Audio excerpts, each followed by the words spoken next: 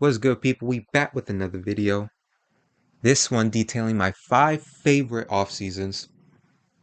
Um, and I don't think we can have a video like this without detailing what Tampa Bay was able to do. Um, this is not necessarily in order, just you know the off seasons I like the most. And Tampa Bay, I don't think I've ever seen a Super Bowl team being able to bring back every single contributing member to that team for next season. So, we all speculated maybe Chris Godwin was going to be the one that they would let go because their receiving core is so stacked already. This draft was stacked in receiver talent. So, okay, maybe they'll let Chris Godwin go. Well, no, they brought him back. Well, now we suspected Levante David maybe because they have Devin White already. Levante's an aging player. Well, no, they brought him back, and he took a very team-friendly deal. I think it was like 2 years, 23 million. So very team friendly. So we suspected maybe Shaq Barrett was going to be the one. And nope, 4 years, I think 72 million he got, which is also pretty team friendly compared to top pass rushers. They get those $20 million per year deals. So that's another team friendly deal. So, all these guys that re signed, with the exception of Godwin, I guess, because he was franchise tagged, took team friendly deals and wanted to go and try and get another Super Bowl. Let's go all in. And kudos to the front office of Tampa Bay and these players for, you know, turning down some extra money and going to chase the Super Bowl. And that's that Tom Brady effect. That's the Tom Brady, we used to call it the Patriot way. Well, maybe it's more the Tom Brady way rather than the Patriot way. And it's in full effect here with Tampa Bay. Um, Great job by the front office, great job by the players. And they're going to go all in again, and they have the best roster in football. Health went their way last year. Let's see if they can stay healthy this year. But bravo. Moving on now, the Arizona Cardinals, another team that I really liked what they did in the offseason. Uh, they infused some veteran talent in here. Uh, adding J.J. Watt was probably the first big move that they made. They lost Chandler Jones last year to injury. He's coming back. And this is going to be the first time in J.J. Watt's career where he's not going to be the alpha. He's not going to be asked to be the guy, that the defensive coordinator, that the defense needs to make a play. He's going to be able to work alongside Chandler Jones, and both those guys are going to be able to coexist and create havoc on opposing quarterbacks. So I really like the J.J. Watt move. Bring bringing in Rodney Hudson, trading a third round pick for Rodney Hudson, who's one of the best centers in football. Great job by Arizona. I don't know what Oakland or Vegas. I don't know what Vegas was thinking doing that. You never know what Vegas is thinking, right? Well, Rodney Hudson's a great player, and really the final piece for that offensive line. Um, so I think Kyler's going to be even better than he was last year. He definitely does have some improvement that he needs to show, but last year was pretty good all things considered. So, they bring in AJ Green, who's, definitely towards the tail end of his career, but I do think he's got something left if he can stay healthy, which is the big thing, which has been the big thing for him the last few years. Um, but it sort of seemed like he was kicking into gear last year before Joe Burrow got hurt, and then, things kind of fell apart. But if he can stay healthy, I think he's going to be a solid contributor. But more so than AJ Green, Rondale Moore, drafting him in the second round.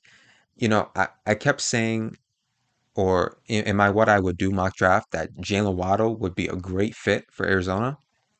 Well, Rondale Moore's not necessarily the prospect that Jalen Waddle is, but he's a great scheme fit for what Arizona likes to do, what Kingsbury likes to do with these, a lot of bubble screens, a lot of screens, a lot of slants, getting him the ball in space and just letting him run.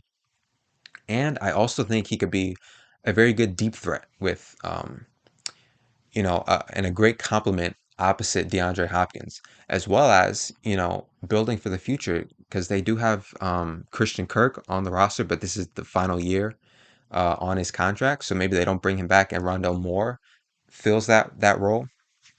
I love the pick all around. Um, Bringing in guys like Marco Wilson, who I think they took in the third round, cornerback out of Florida, and Malcolm Butler, corner from the Titans and previously from the Patriots. You know, their defensive coordinator, I believe it's Vance Joseph. He runs some similar, you know, schemes as Belichick and those Belichickian type teams do.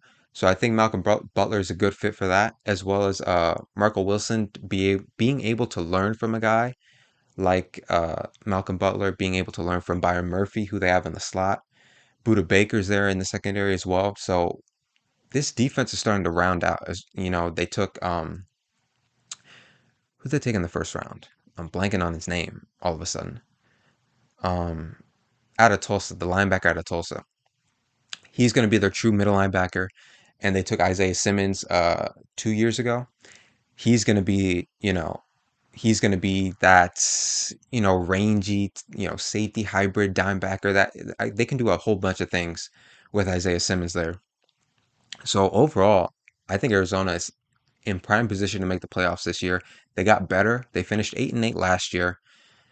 You know, Lost out on the Bears, making the playoffs over the Bears by a technicality. So they should make the playoffs this year. Cliff Kingsbury is officially on the hot seat, I think. Uh, they have to make the playoffs. They gotta do something here. They can't sit on the sidelines again come postseason time. I know that division is tough.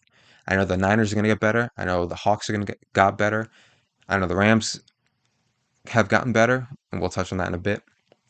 But Arizona has to make the playoffs. This is a make or break year for Cliff, for Kyler, because if they don't make it, Cliff might get fired, and then that significantly hurts Kyler Murray.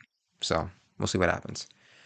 Staying in the division, the LA Rams made an aggressive move to go get Matt Stafford. Now, I really like this move, and a lot of people love this move. I checked the Vegas odds, and I think the Rams were like the third or the fourth highest team um, to make the Super Bowl. So high praise for the Rams, but I think it's warranted. They go from Jared Goff, who's, a top 20-ish quarterback in the league. He's fine, but the arm talent is not the same as Matt Stafford's. Um, a lot of people got on Goff for being sort of, you know, attached to Sean McVay in the way like McVay is really the quarterback of the team, whereas Goff is just the one that is executing the plays, but McVay is everything else.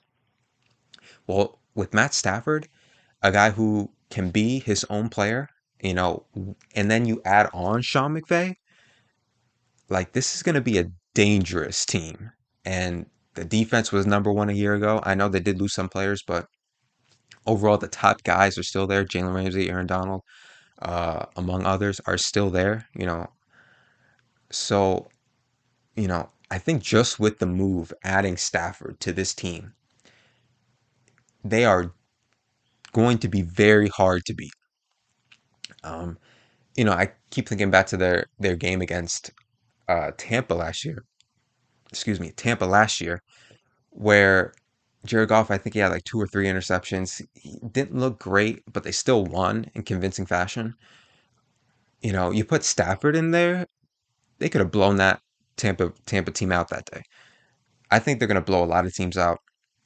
I think McVay and Stafford. It may take a bit to connect. So maybe September they'll be a little bit rocky. But I envision just like Tampa Bay, like halfway through the season, like week 10, 11, 12 ish, they're going to hit the ground running, and they're going to be a tough out for any team in the NFC. Moving on to the LA Chargers, another LA team, and man, I am super, super high on the Chargers this year. I think they are a Super Bowl contender for sure. You have Justin Herbert, who is the best rookie quarterback we've ever seen, statistically speaking. And now, he did that with a terrible offensive line, mind you. Well, the weapons weren't already in place. Of course, Keenan Allen, a top 5 receiver in my eyes. They have the deep ball, contested catch guy, Mike Williams. They have guys like Jalen Guyton, these deep home run threats. Donald Parham, a tight end. They brought in Jared Cook. Um, they drafted Josh Palmer in the 3rd round. So they have a ton of guys. Austin Eckler in the backfield, Justin Jackson. They have a ton of weapons. They needed the offensive line. And boy, did they address the offensive line. Corey Linsley at center. Matt Filer can either play guard or the right tackle spot in case, Brian Bulaga, in case he can't stay healthy. And then they draft Rashawn Slater, who had no business being there at pick 13, to plug and play left tackle. The defense is fantastic. The offense is going to be even better. I mean, I don't see a flaw with this team other than health. This team's got no flaws. So don't be surprised if they're pushing Kansas City for first place. Don't be surprised. Don't be surprised if they take out some top teams in the playoffs. You know, this team is going to be tough to beat.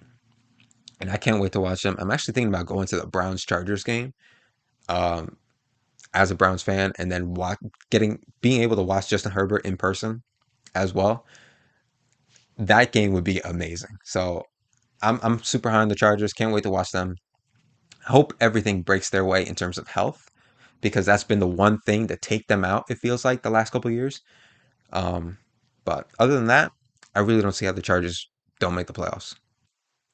And now the final team I want to talk about is the Cleveland Browns, who finally, after years, decades of misery, made the playoffs last year and were, an unfortunate out of bounds play um, instead of a touchdown away from upsetting the Kansas City Chiefs. Their one weakness last year was the secondary, and they completely shifted that, adding in guys like Greg Newsome, 1st round cornerback, adding in, Grant Delpit coming back from injury. He was their 2nd round pick a year ago. You know, bringing in John Johnson, that a do-it-all type of safety who's going to be great in the box, who's got some range to him, and then adding in Troy Hill at cornerback to be the nickel corner for them. They completely shifted the secondary, and I cannot wait to see them play. The offense is great. They have the pass rush there. They brought in Jadeveon Clowney to pair with Myles Garrett. Um, the Browns are competing with Tampa Bay, competing with Kansas City, competing with you know these top teams for the best rosters in the league, competing with Baltimore for the best roster in football. The Browns have a legit Super Bowl case, and it's only it's up to Baker. Can Baker Mayfield take them to the promised land? That's what it comes down to, because we know with Tampa they have Brady. We know with KC they have Pat Mahomes. With the Bills, Josh Allen is ascending. Can Baker match those guys and outplay those guys in the biggest moments? That's what it comes down to with Cleveland. And I can't wait to find out that question. So that's the video, guys. Those are my top 5 favorite off seasons. Let me know what you guys think in the comments. Follow me on Twitter. Follow me on Instagram. The handles will be in the description below. Make sure you like the video. Appreciate the love. Appreciate the support. And we out, guys.